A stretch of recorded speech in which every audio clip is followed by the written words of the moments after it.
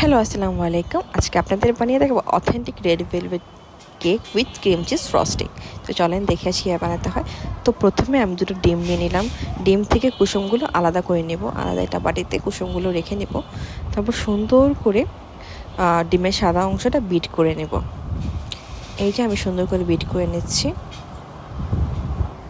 ডিম ভালো মতো বিট করে নেওয়া হয়ে গেলে দিয়ে দিব পরিমাণ মতো চিনি। আর সব চিনি একবারে নেওয়া যাবে না, আমরা অল্প অল্প পরিমাণ করে চিনি নিয়ে বিট করে নেব। আমি 3বারে চিনি নিয়েছি, তারপর বিট করে নিয়েছি সুন্দর মতো। তারপর চিনি বিট করা হয়ে গেলে আমরা দিয়ে দিব ডিমের কুসুম।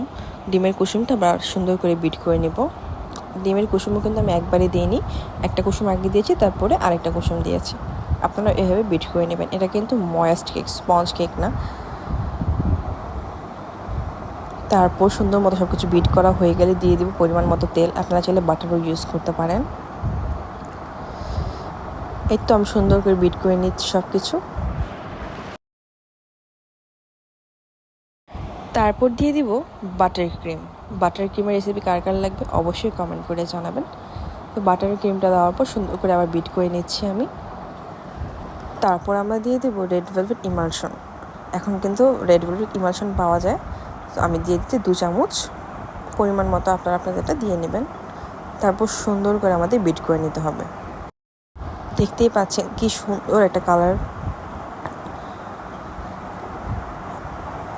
তারপর কিন্তু আমাদের এখানে ফুড কালার অ্যাড করতে হবে। এই কালার কিন্তু রেড ভেলভেটের আসল কালার না। তারপর আমি ফুড কালার অ্যাড করে দেবো। আমি ট্রান্সের রেড কালারটা নিয়েছি, এটা আমি 2 চামচ নিয়েছি। আপনারা দেখতেই পাবেন বিট করলে কি সুন্দর একটা কালার আসে।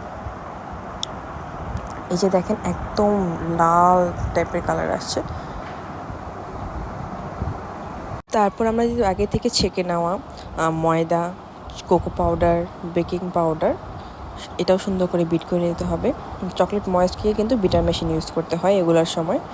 তো সুন্দর করে আলতো হাতে সুন্দর করে বিট করে নিতে হবে।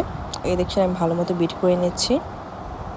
আর আমি এক ধাপে সবগুলো দিয়ে নিয়ে অল্প অল্প ধাপে সবগুলো নিয়ে বিট করে নিয়েছি।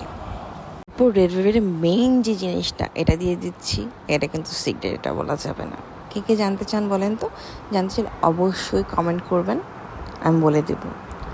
এত সুন্দর করে বিট করে নিলাম। কালারটা দেখেছেন, কিন্তু রেড না, মারুন টাইপের কালার আসছে। এই তো আমি সুন্দর করে মোল্ডে দিয়ে দিলাম। এখন আমি চুলায় বসিয়ে দেবো। চুলাটা নিতে পারিনি। তারপর আমি কেকটা সুন্দর করে চিনির পানি দিয়ে দিচ্ছি।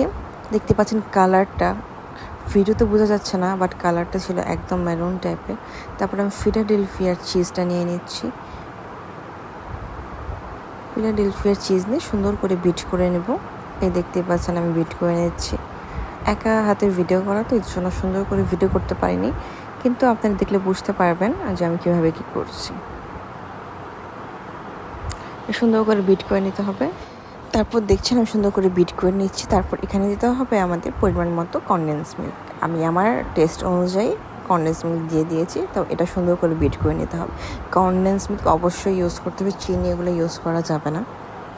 তারপর আগে থেকে বিট করা হুইপ ক্রিমটা আমি এটার মধ্যে দিয়ে দেবো। তারপর সুন্দর করে আমরা ক্রিমটা বিট করে নেব আবার চিজের সাথে। এই তো আমাদের ক্রিম করা কিন্তু না। আমি কেকের ডেকোরেশনের ভিডিও করতে পারিনি, ডিলিট হয়ে গিয়েছে এনিহাও। তো আপনাদের আমি ছবিটা অ্যাটাচ করে দেবো কীভাবে করেছিলাম। এই তো আমার কেক ডেকোরেশনের পিকচার।